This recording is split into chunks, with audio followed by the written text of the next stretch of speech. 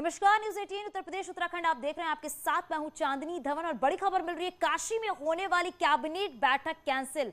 16 दिसंबर को धाम में होनी थी ये मीटिंग, विधानसभा सत्र की वजह से ये बैठक कैंसिल हो गई है। 16 दिसंबर को पेश किया जाएगा अनुपूरक बजट और 17 दिसंबर को बजट पर चर्चा होगी। तो जो मीटिंग होने वाली थी वो मीटिंग फिलहाल रद्द कर दी गई है। 16 दिसंबर को ये मीटिंग थी और विधानसभा सत्र की वजह से ये मीटिंग कैंसिल की गई है। 16 दिसंबर को अनुपूरक बजट पेश किया जाएगा, इसके बाद इस बजट पर चर्चा भी की जाएगी। हमारी सहयोगी अनामिका हमारे साथ फोन लाइन पर जुड़ गई हैं। अनामिका, जो बैठक होने वाली थी फिलहाल वो कैंसिल हो गई है क्योंकि विधानसभा सत्र जो है वो शुरू होने वाला है, और क्या जानकारी मिल पा रही है? देखिए, पहले जो कार्यक्रम तय किया गया था काशी को लेकर, उसमें ये बात सामने जरूर आई थी कि इस बार यूपी सरकार काशी कॉरिडोर के कैंपस से ही कैबिनेट बैठक करेगी, जिसमें यूपी से जुड़े अहम प्रस्तावों को मंजूरी दी जाएगी। लेकिन जो नया फॉर्मेट आया है, विधानसभा सत्र की कार्रवाई की जो कार्यसूची आई है, उसके मुताबिक 15 दिसंबर को जो सत्र है, सत्र की कार्रवाई शुरू हो रही है। लेकिन 16 तारीख को उसी दिन मुख्यमंत्री योगी आदित्यनाथ की मौजूदगी में अनुपूरक बजट पेश किया जाएगा। ये दूसरा अनुपूरक बजट होगा इस सरकार के इस साल का, वित्तीय वर्ष का, और 17 तारीख को इसको चर्चा के बाद पास करवाया जाएगा। यानी कि 16 तारीख को जो विधानसभा में बजट पास करवाना है उसकी प्रस्तुतिकरण किया जाएगा। लिहाजा उस दिन काशी में कैबिनेट करना संभव नहीं है, इसलिए ये माना जा रहा है। और सूत्र जो बता रहे, जानकार जो बता रहे, इसके मुताबिक तय कार्यक्रम से हटते हुए फिलहाल काशी में कैबिनेट करने का जो फैसला था वो फिलहाल कैंसिल कर दिया गया है। अब इस दिन पर विधानसभा में बजट पास किया जाएगा। जी, बहुत शुक्रिया अनामिका इस पूरी जानकारी के लिए।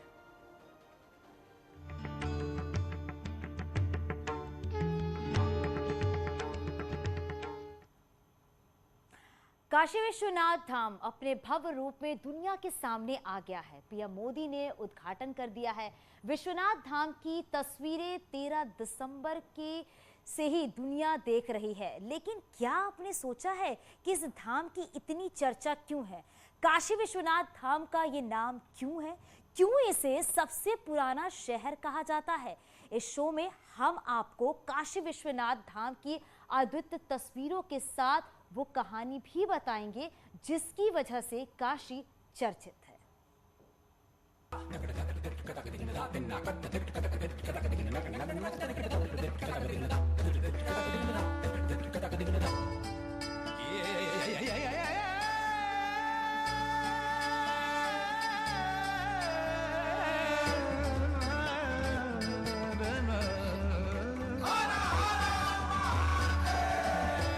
नमामि मेशान निर्वाण रूपम विभुम व्यापकम ब्रह्म वेद स्वरूपम निजम निर्गुणम निर्विकल्पम निरीहम चिदाकाश माकाश वासम जेहम। हर हर महादेव, हर हर महादेव। पुरानी काशी का ये नया युग है।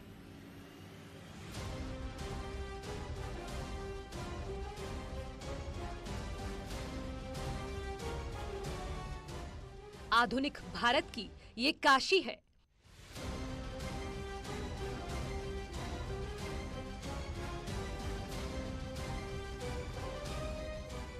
दिन में इसकी दिव्यता दिखती और रात में भव्यता।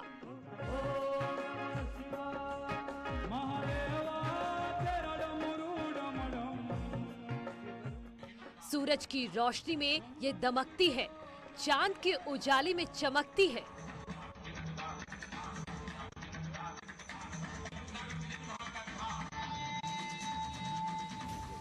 ये धाम पहले से कई गुना बड़ा हो गया है। ये विस्तार नए हिंदुस्तान की नई पहचान है।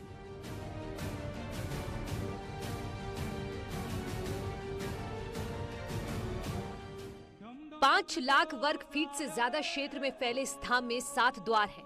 पूरब वाला द्वार बाबा विश्वनाथ और गंगा का मिलन कराता है। उसी रास्ते से पीएम मोदी गंगा जल लेकर बाबा के दरबार में दाखिल हुए और महादेव का जलाभिषेक किया।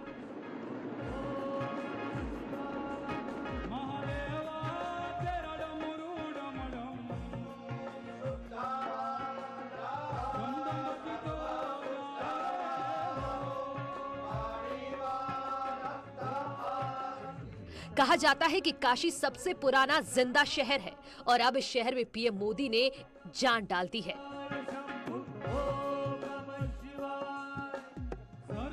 काशी तो अविनाशी है। काशी में एक ही सरकार है।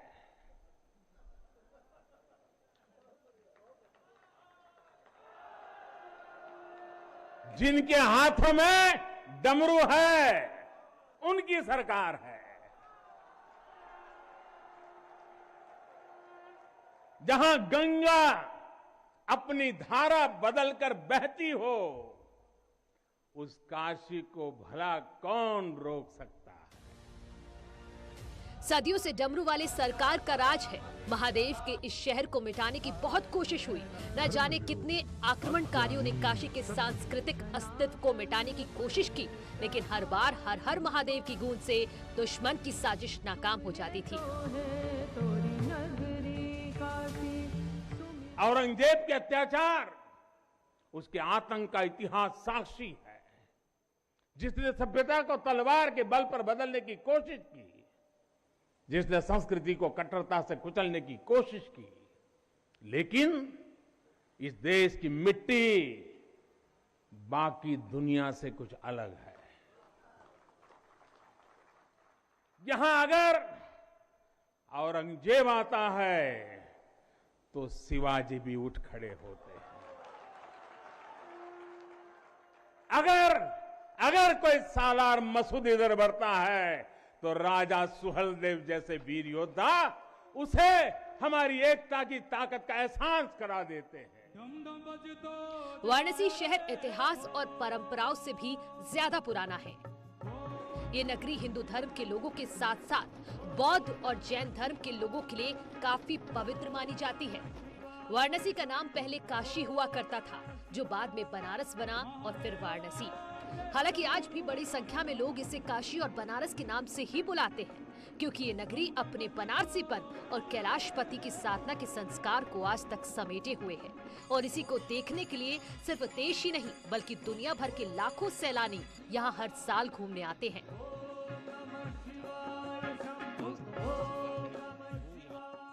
वाराणसी आने के बाद यहाँ की संस्कृति में घुल मिल जाने के बाद कई विदेशी तो इस पावन नगरी को ही अपना घर बना लेते हैं। बनारस का नया नाम दो नदियों वरुणा और अस्सी के नाम पर है। वरुणा नदी और अस्सी नदी दोनों ही वाराणसी से गुजरती हैं। यूं तो वाराणसी से कई छोटी बड़ी नदियां गुजरती हैं, लेकिन इन दो नदियों का शहर के साथ कुछ अलग ही लगाव है। वाराणसी में वरुणा नदी उत्तर में गंगा नदी के साथ मिलती है, तो अस्सी नदी दक्षिण में गंगा से मिलती है। मंदिरों का शहर होने की वजह से भारत की धार्मिक राजधानी, भगवान शिव की नगरी, दीपों का शहर, ज्ञान नगरी जैसे नामों से भी जाना जाता है। द्वादश ज्योतिर्लिंगों में प्रमुख मंदिर विश्वनाथ अनादिकाल से ही काशी में है। सह भगवान शिव और माता पार्वती का आदि स्थान है।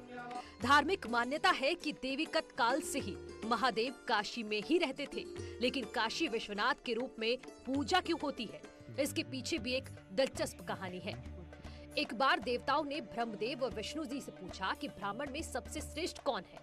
ये सवाल सुनकर ब्रह्मा और विष्णु जी में श्रेष्ठता साबित करने की होड़ लग गई। इसके बाद सभी देवता ब्रह्मा और विष्णु जी कैलाश पर्वत पहुँचे और भगवान भोलेनाथ से पूछा कि ब्रह्मांड में सबसे श्रेष्ठ कौन है। देवताओं का ये सवाल सुनते ही तक्षण भगवान शिव जी के शरीर से ज्योति कुंज निकली, जो नभ और पाताल की दिशा की ओर बढ़ी। इसके बाद महादेव ने ब्रह्मा और विष्णु जी से कहा कि आप दोनों में जो इस ज्योति की अंतिम छोर पर सबसे पहले पहुंचेगा वही श्रेष्ठ है। भोले शंकर की बात सुनते ही ब्रह्मा और विष्णु जी अनंत ज्योति की छोर पर पहुंचने के लिए निकल पड़े। कुछ समय बाद दोनों वापस आ गए।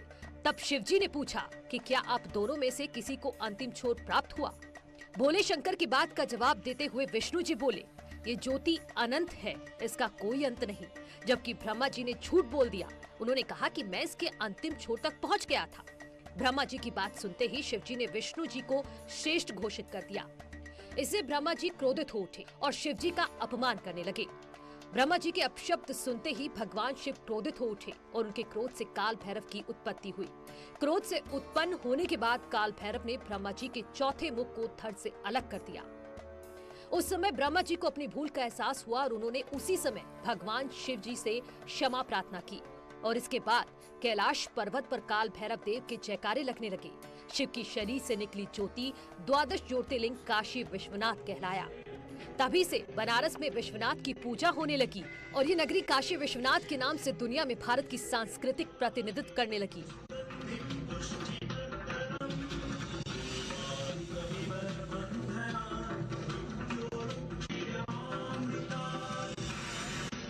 शिव और काशी की कई कहानियां हैं। अगर विस्तार से उनको बताया जाए तो कई दिन लगेंगे, लेकिन शिव की महिमा की कहानी कभी खत्म नहीं होगी। विश्वनाथ धाम का ये पूरा नया परिसर एक भव्य भवन भर नहीं है, ये प्रतीक है हमारे भारत की सनातन संस्कृति का। ये प्रतीक है हमारी आध्यात्मिक आत्मा का। ये प्रतीक है भारत की प्राचीनता का, परंपराओं का, भारत की ऊर्जा का, गतिशीलता का।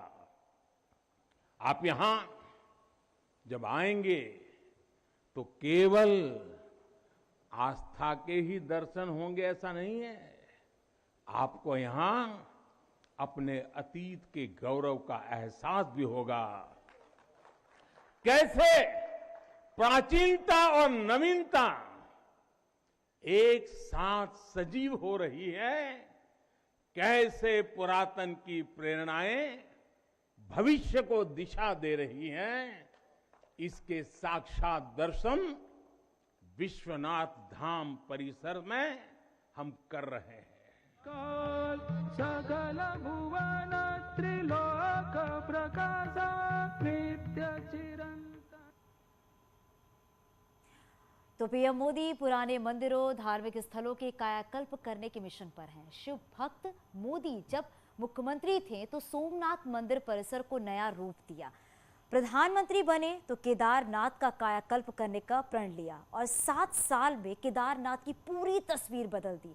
अयोध्या में 500 साल से जिस भव्य राम मंदिर का इंतजार था, उस इंतजार को भी खत्म कर राम मंदिर निर्माण की नींव रखी और अब काशी विश्वनाथ धाम को विशाल रूप दिया है। अपने महादेव की मोदी ऐसे ही साधना करते हैं।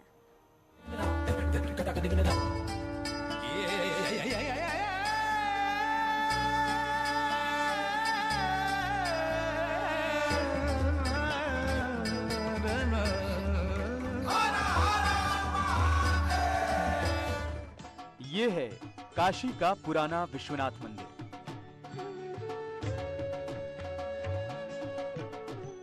और ये आज का भव्य धाम है।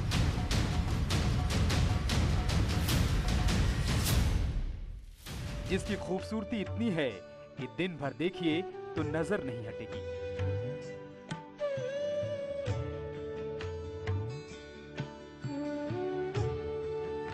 तीन 350 साल से मंदिर 2800 वर्ग फीट में ही सिमटा हुआ था।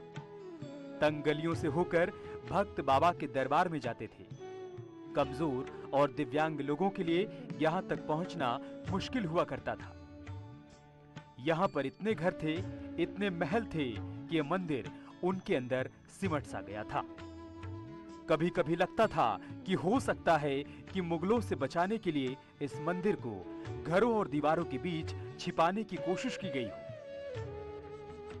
लेकिन मुगल तो बहुत पहले चले गए थे, फिर भी बाबा का धाम गलियों में ही क्यों छिपा रहा। अहिल्याबाई होलकर ने इस धाम की तस्वीर बदलने की कोशिश की। 2019 से पहले जो मंदिर का स्वरूप दिखाई दे रहा था वो महारानी अहिल्याबाई की ही देन थी। उनसे पहले ये मंदिर और भी बुरी स्थिति में था। अहिल्याबाई के बाद पीएम मोदी ने बाबा विश्वनाथ धाम के कायाकल्प करने का बीड़ा उठाया। और यहाँ रुकेंगे कुछ ही पलों के